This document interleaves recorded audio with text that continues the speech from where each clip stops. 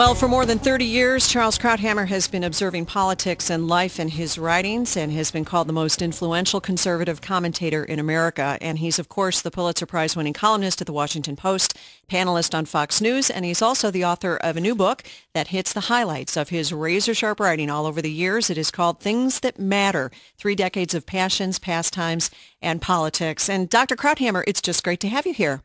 Pleasure to be with you. Well, thank you. I find it interesting. You had initially planned, you said in the book, on printing your writings that were not about politics. So why was it that you decided politics did have to be one of the things that mattered? Well, in fact, most of my favorite columns are about things that aren't about politics. They're about things interesting, elegant, funky, space and science and sport and art and music and that kind of thing. But looking back on my own life, I started out as a doctor and became a writer. And why did I do that? There's something about medicine that is inherently noble and inherently good. But I always had the feeling that in the end, all the good and noble things in life depended on getting the politics right. I mean, you can have the most developed, highly advanced society. If you get the politics wrong, it can ruin everything. And it's, Germany 1933, China during the Cultural Revolution. Or look at North Korea today. South Korea is a flourishing country. They got the politics right. North Korea is a country of slaves. And that's why part of the book is about the quirky, funky, interesting, lovely things in life that I've written about over the years. But the other part of the book is about politics, because the one, unfortunately, depends on the other. It's very true. There are a lot of people now who have been accused of, treating politics kind of like a religion. I think of the recent Anthony Weiner MSNBC interview. It's their whole life, and they can't live without politics. Yeah, exactly. What have you learned over the years about the appropriate place of politics in the great scheme of life? Well, when I do for a living, I'm on Fox News every night doing commentary on politics, and I write my column about it, and I've been involved now since the early days of the Reagan administration. Right. The conduct, the day-to-day stuff of politics is pretty grubbing and grasping and cynical and manipulative. It's not the kind you sort of want to take a shower, usually after elections, right, when you've seen a few too many commercials. Yeah. And that's why I sort of think people, for very good reason, don't want to get involved. They don't want to even pay attention to it. They follow other things in life, sports or fashion or music or whatever. But, that is not quite good enough, because you can't quite leave the politics to other people, because in the end it could be the wrong people. And if you want to preserve, which is, we live in the most blessed society on earth and the most successful republic in the history of the human species, we to keep it going, we just don't leave it and expect that the engine will run on its own. Right. We sort of have to get into it. Well, you do. When you're looking across all the people that you've met and written about all these years, what would you say about today's quality of politician? How are we doing in terms of the people who really are serving in public office as compared with back when you were a speechwriter for Mondale in those years? Well, I know that every generation always laments theirs is a generation of midgets, and the last one was a generation of giants. It's a bit of an exaggeration. Our giants emerge over time. We often don't give them the respect they deserve. But, I do think that right now we're in a period where we don't really have great leaders. Obama has a lot of virtues, but surely leadership is not one of them. And you compare that with a Reagan, who I found to be, and I wrote about him, it's in the book, some of the more interesting columns are about the way that, basically he took the country and he led it in a way that was unusual. Yeah. Not listening to the polls, not watching. He said, I'm interested not in the critics but in box office. And he managed to get reelected and had a lot of support. And of course there's a column in the book about the man of the century, and clearly that would be Winston Churchill. Yes. These were giants, and on the other hand, they had challenges like the Second World War, which is, Obamacare is not quite at the same level. No, no, that's for sure. You know, you have a piece in the book, so many great essays in this book, but one is, Did the State Make You Great? And you're talking about Obama's, you didn't build that moment, and Julia and all that. And you comment that what really shapes us is civil society, those spheres that are outside of government. Why do you think it's so important for people to understand that particular concept? It is, I mean, this column tries to explain there's a kind of logical, rhetorical sleight of hand that Obama uses and that liberalism uses. And when I try to make the case for smaller government, the other side, the liberal side, says, no one acts in a vacuum. No individual can take credit for everything he's done. You've had a teacher here, you drive on roads, you breathe the clean air and all these things. Right. Well, the problem with liberals is they are right that the individual doesn't live alone, but they confuse all the other influences with the government. I mean, the main influence on your life are not government. They are community, family, school, church, any of your free associations, the people you gather together with in clubs. Those are the things that's called civil society that nurture you. And the irony is, as liberalism builds the centralized state to make it larger and larger, more intrusive, take over health care, interfere in one's religion, and intrude into all of these other relationships, the state displaces all these other intermediate institutions of civil society, church and family and all that. And it diminishes them, it marginalizes them.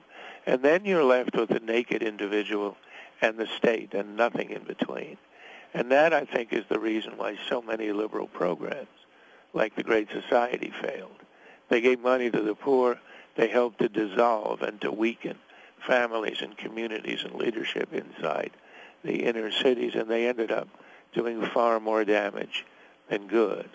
Well, they certainly did. You comment in another column that you have in the book, Constitutionalism, going on this issue of Obamacare, and this was prior to the Supreme Court decision, but if Congress can impose the individual mandate on Americans, is there anything that they may not impose upon the individual? Now that we're past the court saying that the individual mandate was constitutional, what do you think the floodgates will open up to the rest of us in terms of what the government will in the future have the power to tell us to do?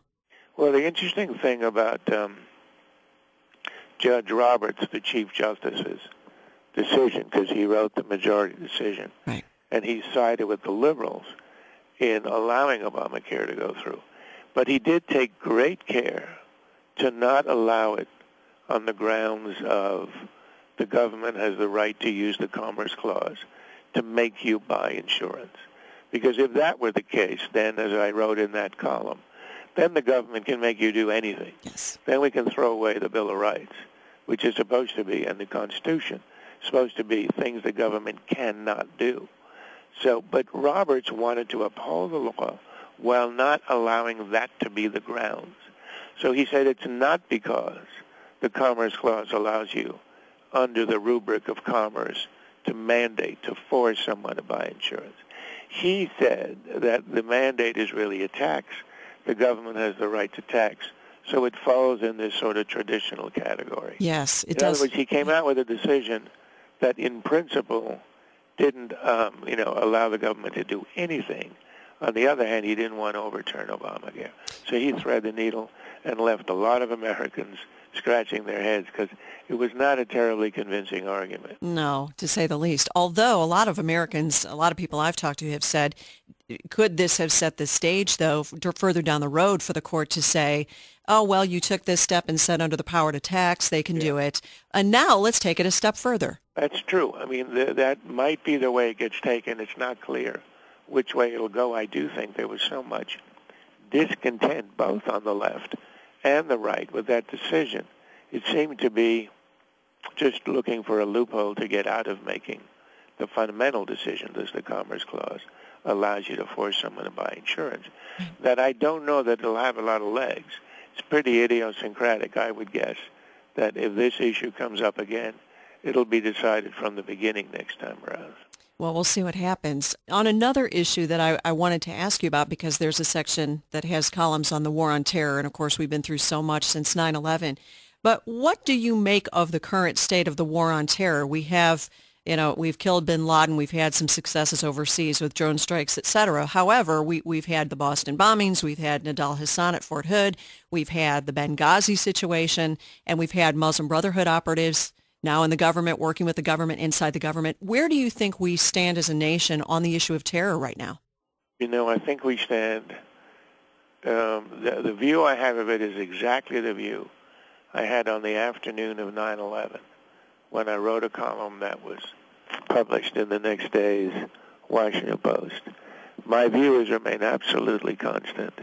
It occurred to me on that day that we had returned to the kind of generation-long existential struggle, meaning struggle for existence, that we had had in the early parts of the 20th century, first against fascism and Nazism, and then against communism. It was a struggle, for instance, the Cold War. It was irreconcilable in the end. Their way of life is totally different from ours and was meant to overturn, overthrow, and eradicate our way of life. They weren't prepared to go to nuclear war, but that was the intent of communism. It took 50 years for that war to be fought and for that war to be won. And I had the feeling on 9/11 that we were in for a very, very, very long struggle. It was not law enforcement. It was not crime. This was war, and this was a movement. This is a significant movement. It's a part of a religion with 1.5 billion adherents. Right. This is not a trivial number of people. And that we would be at this for a generation. We've been at this for 12 years, and I think if you wanted to draw an analogy, this is sort of 1958 in the Cold War, and we got a long way to go, and I probably won't live to see the end of it. I'm absolutely sure we're going to win this, but the thought that we can sort of end this the way Obama speaks about it, he gave that speech a few months ago, this war must end. Yeah. Well, if you want to end a war, you have to have the other guy agree, and there is no way that he's going to agree. He's going to have to be defeated. Well, that's exactly right. We are talking with Dr. Charles Krauthammer. His new book is called Things That Matter, 3 Decades of Passions, Pastimes, and Politics. We're going to be coming back on the Janet Mefferd Show, continuing the conversation right after this. Stay with us.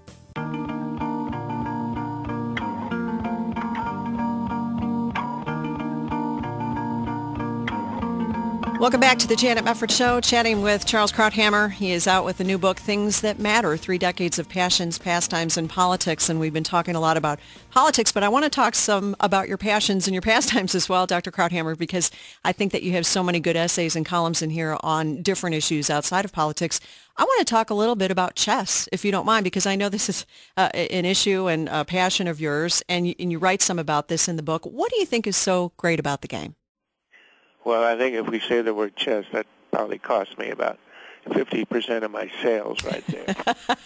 No, I have some eccentricities, and one of them is that I've driven from Washington to New York to see a chess match twice. Wow. I've done that. Wow. I used to play. I don't play that much anymore, but I try to describe for the reader the excitement both of World Championship chess, and also there's a column about a chess club I had in my house where we met once a week and we played speed chess. That's the kind of stuff you see in the park, that they play with clocks and pieces are flying and you've got about 5 or 10 seconds per move. Wow. And if you don't, you're dead. And that can get kind of exciting. And the beauty of it is when you lose, if you play a 5-hour game and you lose, you just want to go out and shoot yourself. But if you play a 2-minute game and you lose, you rack them up like pool. Yeah. So you just stack them up and you play 20, 30 games a night. And that's sort of fun, and I try to describe the atmosphere involved in it. It's against the stereotypes, so that's why I like writing about it. That's great. Do you have a particular favorite writer, either in literature or in journalism? Well, I did discover at a very young age, in my early 20s, an Argentinian short story writer who is fairly well known. His name is Jorge Luis Borges, B-O-R-G-E-S. And he writes this absolutely, well, he passed away some decades ago. These absolutely brilliant and spare and very plain-spoken short stories that had very deep philosophical elements to it. There are collections of his. One is called Ficciones, Fictions. One is called the Aleph. And if you just look for his collections and pick out a few, there's one called the Library of Babel, which is a metaphor for the universe as a gallery of a series of floating library galleries in space, hexagonal galleries, endlessly going up and down in space, and librarians traversing it. And the point of the book of that short story is that all the books on the shelves are inscrutable. Nobody can understand them. And it's sort of an analogy to humans trying to understand their own universe. Yeah. But he writes with tremendous wit and humanity. And I think especially young people might be quite moved by it. That's wonderful. And many will lament the fact that not as many people are readers as they ought to be. What are your thoughts on, encouraging younger writers to be readers as well? Well, what's interesting is how the habit, people now read online, which is perfectly fine. I do 80% of my reading online now. But the one thing I found is my son's generation reads a lot of newspaper stuff, but they don't have the habit of actually holding it in their hands. I think the print newspaper is absolutely doomed, because when my generation dies off, like the generation of the desert in the Bible, there'll be nobody around who's going to want to buy a newspaper. But I do think it'll be different with books. There's something about just having a book with you. The experience of reading a book on a tablet is not quite the same as reading a newspaper article. No. So I do think there's a little bit of hope for dead trees. Well, that's good. You're right. It isn't quite the same experience picking up a newspaper as it is reading something online, but as long as people are reading, that's a good thing. As long as they are getting my book, it's a very good That's exactly right. That's really the key here. That's exactly right. Now, let me ask you a very brief question, because I know we're almost out of time. But when you think of the things that matters most to you, what would you say matters most? Well, that's very interesting. Matters most to me is sort of the flourishing of one's capacities. And that's what a society, the great societies, are able to do, the golden ages. But then I have to revert to politics. What really matters is getting that right. We are very blessed to be living in a land with a constitution that has survived for 230-odd years. That never happens in human history. I don't think people understand how anomalous, how miraculous is the kind of organization, politics that we live under, for all of the problems and all of the, the rancor that we see around it. So I think that's what matters, getting it right, keeping it right, and remaining a free and flourishing country. Well, excellent. Charles Krauthammer, the book is Things That Matter. And Dr. Krauthammer, it was just wonderful to have you. Thank you so much for being with us. It was a great pleasure.